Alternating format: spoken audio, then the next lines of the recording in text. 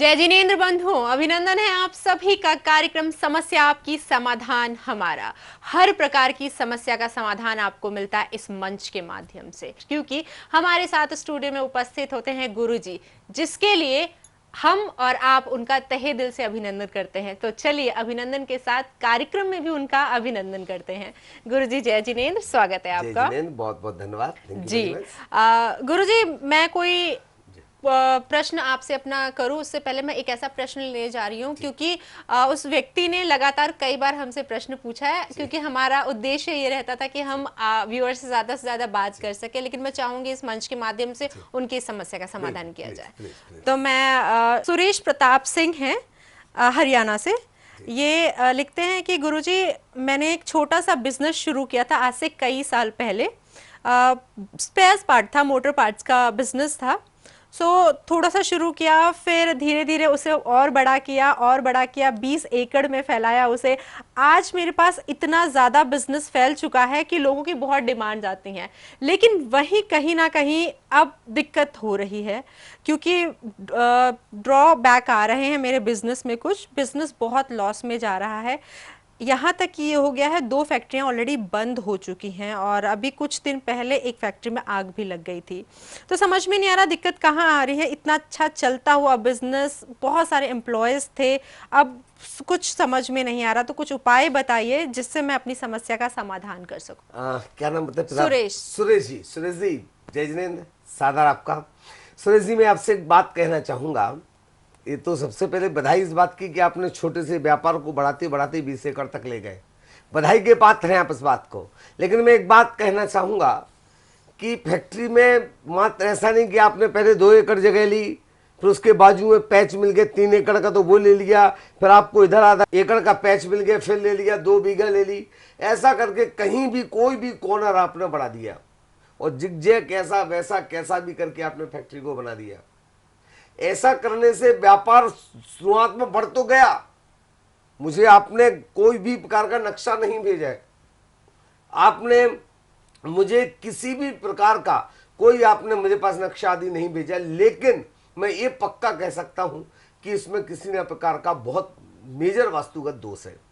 दूसरी बात, फैक्ट्री आदि में जब खोलते हैं बड़ी फैक्ट्री, तो उसमें अग्नि यंत्र, अग्नि जो तत्व होता है वो अग्नि तत्व साउथ ईस्ट में होता है। साउथ ईस्ट में अग्नि तत्व होता है, वहां अग्नि तत्व के स्थान पर जनरली 99% लोग क्या करते हैं, वहां पर लोग दिमाग नहीं लगाते, वो लगवा देते हैं क्या, पूरा मीटर आदि लगवा देते हैं, पूरा लाइट का पूरा पावर हाउस वहां बना देते हैं, और उसके बाद वहां पर ध्यान नहीं देते हैं। तो ऐसा आदि करने से आगे चल के फिर और बाकी के उसके समानांतर में आगे बढ़ते जाएं, एसएसई की तरफ बढ़े या एसएस से और इस तरफ बढ़ते जाएंगे, तो ऐसी कंडीशन में क्या होता है, वो अग्नि जोन होता है।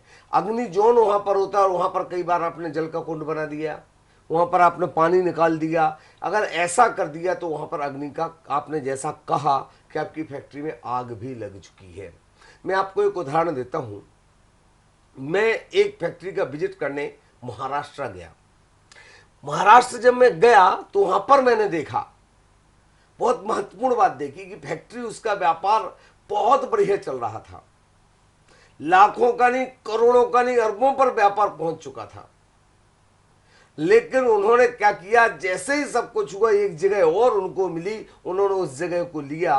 उस जगह कभी मजार बना हुआ करती थी, उस स्थान को लिया, उसको तोड़ा, उसके ठीक आगे एक पीपल का पेड़ था, उसको काटा, कुछ ध्यान नहीं दिया, कोई देव आज्ञा नहीं, कोई गुरु आज्ञा नहीं, सीधा काटा, उसको तोड़ा और सीधा बढ़ा दिया। और वहां से ही उन्होंने क्या किया, बेस्ट जो जल निकलता था, गंदा पानी जो निकलता, वहां से उन्होंने निकाल दिया। ये किया, ये प्रारंभ ही किया था उन्होंने, और उसके ठीक 1 महीने के अंदर उनकी फैक्ट्री में आग लगी, और इतनी भीषण आग लगी कि उनका कम से कम 200 करोड़ का नुकसान हुआ। और उससे ज्यादा दुखद बात यह है कि उनके ठीक 15 दिन पहले ही उनका बीमा, जो फैक्ट्री का बीमा था, वो लैप्स हो गया था, उन्होंने रिन्यूअल नहीं करवा पाया था।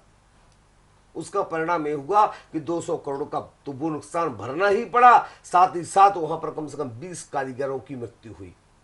जब 20 कारीगरों की मृत्यु हुई तो वहां पर तब उनको सचेत हुए, तो उन्होंने हिंदुस्तान के टॉप मोस्ट जो ज्योतिषी थे, चाहे वो वास्तु शास्त्री थे, चाहे वो टीवी चैनल पे आ रहे हो, चाहे कहीं पर दिखाई दे रहे हो, पेपर में विज्ञापन हो, लगभग सबको बुलाया, सबने अपने हिसाब से प्रयास किया, लेकिन बात पकड़ में नहीं आ पाई।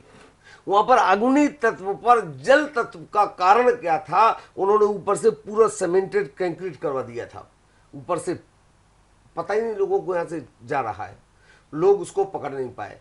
किन्हीं कारणवशात उस सिटी में मेरा जाना हुआ।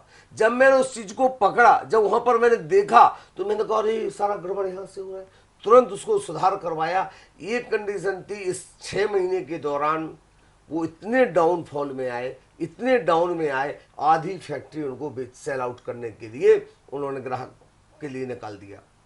फिर तुरंत वहां पर हमने जाकर उपाय किया। उपाय करने का परिणाम वहां पर सिंपल सा एक उपाय बता रहा हूं मैं, आप कंटिन्यू। भक्तांबर का पहला काम, भक्तांबर प्रणत मौल मणि प्रबाणा मुदत कम दलित पापित मोवितानम सम्यक प्रणम जिन पाद युगम योगादा वालम वनम भव जले पतिताम जनानाम। जब भी आप फैक्ट्री का कोई नया हिस्सा लेते हैं, पहला काव्य एक उस पर लिखवाइए और उस उतनी जगह जहां पर बनाया, जो रूम बनाया, हॉल बनाया, वहां टांग दीजिए, हर जगह इस काव्य को लगा दीजिए। ऐसा करने से वहां की एनर्जी लेवल बढ़ेगी, वहां पर नकारात्मकता दूर होगी, सकारात्मकता आएगी। और दूसरा काम ये करें, जब आप जमीन लेते हैं तो जमीन के लेवल को 10 फुट तक खुदवाएं। 10 फुट तक खुदवाने के बाद 4 फुट तक उसमें आप कोयला भरें, 3 फुट तक उस पर चूना भरें, 2 फुट तक उस पर रेती भरें। ऐसा करके फिर उसको पक्का करें और वहां पर लगाओ, पूरे में पारा बिछवा दिया जाए। अगर आप ऐसा करते हैं तो आपको वही जहां नकारात्मक से नकारात्मक स्थिति होगी, वह सकारात्मक में कन्वर्ट होने लगेगी। दूसरी बात, मैं एक बात और कहना चाहूं, बड़े बड़े कल कारखाने जो खोलते हैं, फैक्ट्रियां हैं बड़े बड़े, उनको विशेषकर सिर्फ वास्तु नहीं दिखवाना है, वास्तु के साथ वास्तु एनर्जी को दिखवाना है। और आपने फैक्ट्री बनाते समय एक बार वास्तु दिखवा दिया, आप निश्चिंत हो गए, नहीं, आपको साल में कम से कम एक वास्तु एनर्जी वाले को बुला करके वहां पर बार बार उससे चेकअप करवाना है कि वहां की एनर्जी लेवल अप डाउन तो नहीं हो रही, कहीं एनर्जी लेवल तो नहीं बिगड़ रही। वो प्रॉपर बैलेंस करना जरूरी है। एनर्जी लेवल अप डाउन होती है, कहीं पर आपने कुछ नया किया, कुछ पटक दिया, जहां पर सफाई रखनी थी वहां पर आपने कबाड़ रख दिया, जहां कबाड़ रखना था वहां पर आपने मंदिर बना दिया, कहीं कुछ कर दिया, ऐसा कुछ सामान रख दिया। तो ऐसी स्थिति में वहां का एनर्जी लेवल फ्लैक्चुएट होते रहता है, अप डाउन होने लगता है। जब उसका एनर्जी लेवल अप डाउन होता है तो उसका फिर फैक्ट्री के ऊपर बहुत विपरीत असर भी आता है। ऐसी स्थिति में साल में एक बार वास्तु एनर्जी कार को बुलाकर पूरी एनर्जी लेवल को चेक करवाएं। और बड़ी फैक्ट्री वाले इस बात का विशेष ध्यान रखें, जो आप मंदिर वहां पर बनाएं वो नॉर्थ ईस्ट में ही बनाएं। गुरुजी, मंदिर जो आपने फैक्ट्री में बताया कि नॉर्थ ईस्ट में बनाने चाहिए, घरों में भी मंदिर की कोई डायरेक्शन होती है, तो क्या दोनों डायरेक्शन सेम नहीं होती? बिल्कुल सेम होती है। नॉर्थ ईस्ट घर में भी और मंदिर में, दोनों जगह नॉर्थ ईस्ट में ही मंदिर। लेकिन कई लोग कहते हैं कि फैक्ट्री की अलग होनी चाहिए, मंदिर की अलग होनी, घर की अलग होनी चाहिए। ये इसलिए कहा जाता है क्योंकि उनको साउथ वेस्ट में कई बार लोग कहते हैं कि मंदिर को रख दिया जाता है। साउथ वेस्ट में रख दिया जाता है, साउथ वेस्ट में इसलिए कि मुखिया का कारक बन जाएगा वो। तो भगवान अगर वहां मुखिया होगा तो निश्चित तौर पर वहां उसका वास्तु बहुत अच्छा होगा, लेकिन इससे परिणाम अच्छे नहीं आते। इससे परिणाम मैंने कई बार देखे, लोगों ने करवाए हैं ऐसे, उसका परिणाम बहुत खराब मैंने सामने देखे। तो नॉर्थ ईस्ट में ही मंदिर रखना चाहिए। गुरुजी, जैसे ही आपने सुरेश जी की बात सुन के इनके प्रश्न का उत्तर दिया और आपने कहा कि जिगजैग कहीं भी हमें प्लॉट कई बार मिलता है तो हम हमारे पास इतना पैसा होता है कि हम कहते हैं नहीं, हम यहाँ भी फैक्ट्री बनाएंगे, वहां भी ये भी जगह ले लेते हैं, वो भी जगह ले लेते हैं, तो ये गलत होता है। जैसा कि आपने बताया कि उन्होंने कुछ ऐसा ही किया होगा, तो उस जगह को कोई तो लेगा ही ना, तो क्या उस स्थिति में उसको भी नुकसान होगा? नहीं, देखिए, जगह का भी अपना वास्तु होता है और व्यक्ति का अपना पुण्य भी होता है। ध्यान रखना, जब तक तेरे पुण्य का बीता नहीं करार, कर ले कितने पाप तो तुझको माफ हजार। अगर उसका पुण्य का उदय चल रहा है और उसका वास्तु दोष भी नहीं दे रहा है, लेकिन जिस दिन वह वास्तु अगर वास्तु दोष वहां पर है तो कोई भी व्यक्ति होगा जब वहां काम करेगा तो उसको 110% नुकसान देगा ही देगा। आज नहीं देगा, वास्तु का एक नियम, एक बात बता दूं, एक साल में नहीं दे रहा है तो लोगों को लगता है हम तो हम है, 3 साल में देता है कई बार। अच्छा। कई बार 3 साल में भी फर्क नहीं दिया तो लोग समझते अरे साहब ये वास्तु वास्तु कुछ नहीं है, 13 साल में फर्क देगा। तब तक लोगों को इतना अभिमान हो जाता है, अरे मैंने ऐसा किया था, मैंने यहाँ पर फैक्ट्री डाली थी, कुछ नहीं हुआ, मैं तो बढ़ते गया। और कई बार वास्तु 17 साल में पटक नहीं देता है तो सीधा सड़क पर आकर रोड पर भी खड़ा करने में देर नहीं लगाता है। मैं डरा नहीं रहा हूं आपको, मैं निवेदन कर रहा हूं कि वास्तु एक अपने आप में विषय है, उसको समझना योग्य विद्वान के माध्यम से आप उसका परामर्श लेना परम आवश्यक है। बिना उसकी प्रॉपर जानकारी लिए अगर कार्य करते हैं तो निश्चित तौर पर आपको लाभ की जगह हानि ही प्राप्त होगी। गुरुजी, कई बार जब हम बिजनेस सेटअप करने जाते हैं और भूमि का चयन करते हैं तो क्या भूमि का चयन हमें यह देख के करना चाहिए कि हम किस चीज का व्यापार करने जा रहे हैं? क्या बात है, क्या बात है। उसको भूमि शोधन क्रिया कहते हैं। बहुत बढ़िया बात पूछी आपने। भूमि शोधन क्रिया, भूमि को खोद करके उसमें 5 गड्ढे बनाते हैं हम लोग। एक गड्ढे में हमने गड्ढा किया, उसमें आटा डाल दिया, एक में मैंने हल्दी डाल दी, एक में कुमकुम डाल दिया, एक में अक्षत डाल दिया और एक में जाकर के केसर को डाल दिया और उसको पूरा पैक करवा दिया। पैक करवाने के बाद में क्षमा चाहूंगा चूना डलवा दिया और उसको पैक करवा दिया। और 24 घंटे बाद जब हम उसको खोलते हैं, 48 घंटे बाद खोलते हैं, कोई ज्योतिषी 72 घंटे बाद खोलते हैं, कोई ज्योतिषी 96 घंटे बाद खोलते हैं, तो उसका कलर बता देता है कि यहाँ पर क्या चीज सूट करेगी। कैसे? उस पर ये बता देगा कि यहाँ पर आपको कपड़े का व्यापार करें, यहाँ बहुत सुविधाजनक होगा। वो कैसे पता लगेगा? वो उसका एक पूरी विधि है, उसको एक एपिसोड के माध्यम से समझाना पॉसिबल नहीं है। वो प्रैक्टिकली करते हैं जब दिखाई देता है। जैसे कलर, जैसे एक एग्जांपल दे देता हूँ। कई बार आपने चूना डाला, वो चूना पूरा ग्रीन कलर हो गया। अच्छा, और हाँ। पैक किससे करते हैं हम वो? मिट्टी से, उसी मिट्टी को खोदा और उसी को डाल के उसमें भर के चूना, हल्दी आदि आदि जो चावल डाल, उसके बाद उसको पैक उसी मिट्टी से कर दिया। तो अगर मान लीजिए चूना खोला, अगर पूरा हरा निकल गया तो मतलब इसके माने आप वहां पर कागज से संबंधित व्यापार करोगे तो बहुत सुविधाजनक, बहुत उन्नति करोगे।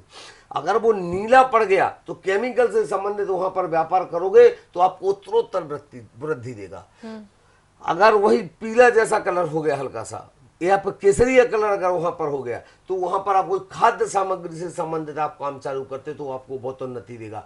तो वह भूमि परीक्षण करने पर, भूमि शोधन करने पर पता चल जाता है कि इस भूमि में क्या है, कैसा है, किस प्रकार का कार्य है। ये वो भूमि वहां की एनर्जी के अनुसार से पता चल जाता है, उसके अनुरूप कार्य किया जाता है। जी बिल्कुल। तो इसलिए शायद ज़रूरी हो जाता है कि जब भी हम कोई व्यापार करने जा रहे हैं और किसी भी तरीके का कोई भी काम करने जा रहे हैं और प्लान कर रहे हैं कि कौन सी फैक्ट्री हम यहाँ पर डालने में जा रहे हैं, तो वास्तु एक्सपर्ट को बुलाना बहुत ज़रूरी हो जाता है।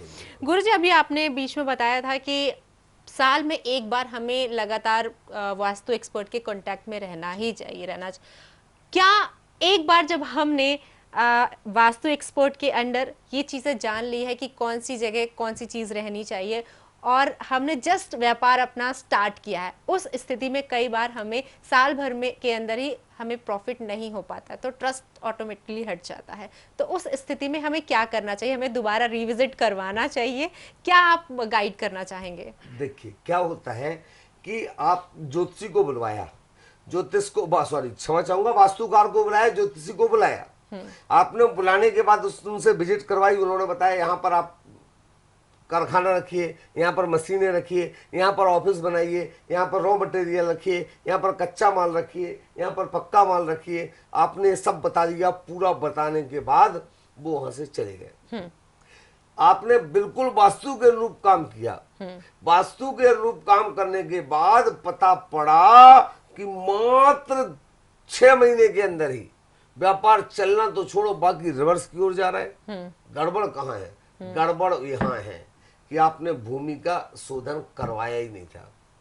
भूमि देखिए फैक्ट्री लगाने के पूर्व, घर बनाने के पूर्व, मंदिर बनाने के पूर्व कुछ प्रोसेस होते हैं। सबसे पहले शिलान्यास, भूमि खनन, शिलान्यास, भूमि पूजन, भूमि शुद्धि इत्यादि जो प्रक्रियाएं होती हैं, अगर उन सारे प्रोसेस से नहीं किया, मात्र आपने बना दिया, तो एक कारण हो सकता है। दूसरी बात, भूमि के अंदर कितने दोष थे वो भी नहीं आपने ठीक करवाए। तीसरी, उससे ज्यादा महत्वपूर्ण बात, वहां पर किसी व्यंतर आदि देवता का वास है। अगर उस व्यंतर आदि देवता का स्थान है और आपने डायरेक्ट बना दिया, तो वह आपको परेशान करते रहेगा।